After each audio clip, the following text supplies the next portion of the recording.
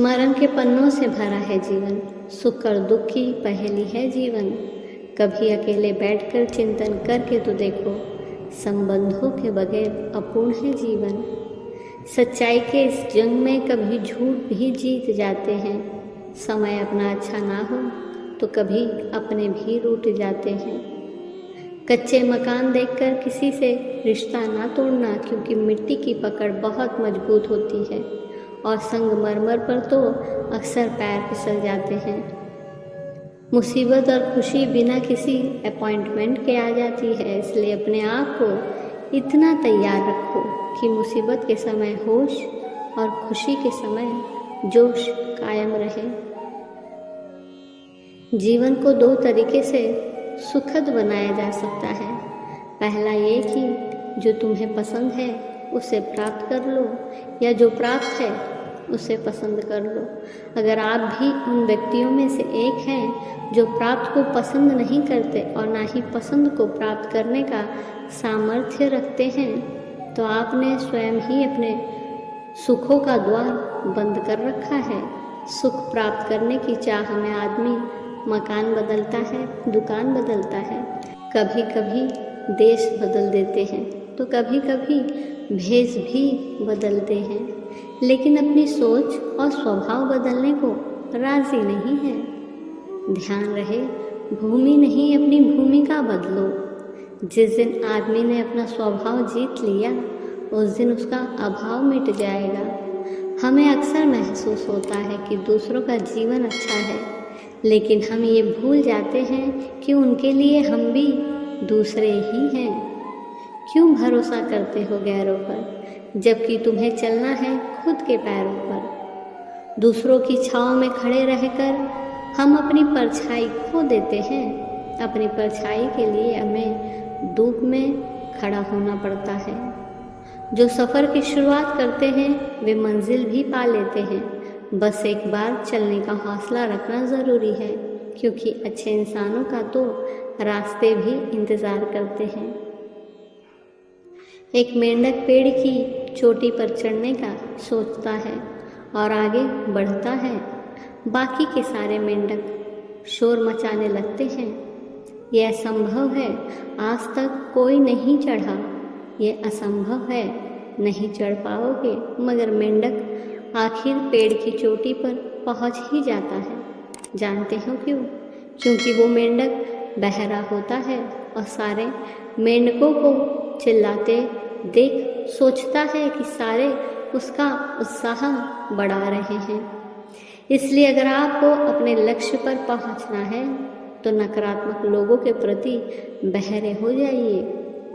असफलता कोई अचानक घटी हुई दुर्घटना नहीं। कोई भी व्यक्ति रातों रात असफल नहीं होता, बल्कि असफलता हर दिन दोहराए जाने वाली त्रुटियों का सामूहिक मिश्रण है। इंसान की सोच भी अजीब है। नाकामयाब लोगों का मजाक उड़ाता है और कामयाब लोगों से जलता है।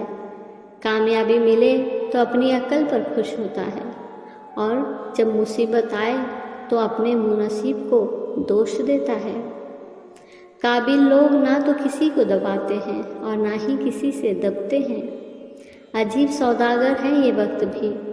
जवानी का लालच देके बचपन ले जाता है और फिर अमीरी का लालच देके जवानी। इस कलयुग में रुपया चाहे कितना भी गिर जाए, इतना कभी नहीं गिर पाएगा जितना रुपए के लिए इंसान गिर चुका है। अगर ज़िंदगी में सफल होना है तो पैसों को हमेशा जेब में रखना, दिमाग में नहीं। इंसान अपनी कमाई के हिसाब से नहीं, अपनी ज़रूरत के हिसाब से गरीब होता है। ध्यान रहे, जो भाग्य में है वो भाग कर आएगा, और जो भाग्य में नहीं वो आकर भी भाग जाएगा।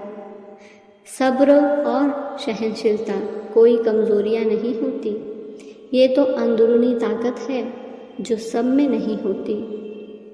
मनुष्य की वास्तविक सुंदरता उसका सुंदर तन नहीं, बल्कि सुंदर मन है। गुण ना हो तो रूप व्यर्थ है, क्योंकि जीवन रूपवान होकर नहीं, गुणवान होकर जिया जाता है। आदमी का मन तो प्याज जैसा है जिस पर परत परत संस्कार जम गए हैं और इन परतों के भीतर खो गया है आदमी का स्व। जैसे प्याज को कोई उधेड़ता है, एक एक परत को अलग करता है, ऐसे ही मनुष्य के मन की परतें भी अलग करनी होती है। जब तक सारे संस्कारों से छुटकारा ना हो जाए तब तक स्वयं का कोई साक्षात नहीं है। संस्कारों के जोड़ का नाम ही हमारा अहंकार है। पाँवों में यदि जान हो तो मंजिल हमसे दूर नहीं है। आँखों में यदि पहचान हो इंसान हमसे दूर नहीं है। दिल में यदि स्थान हो अपने हमसे दूर नहीं है। भावना में यदि जान हो तो भगवान हमसे दूर नहीं है।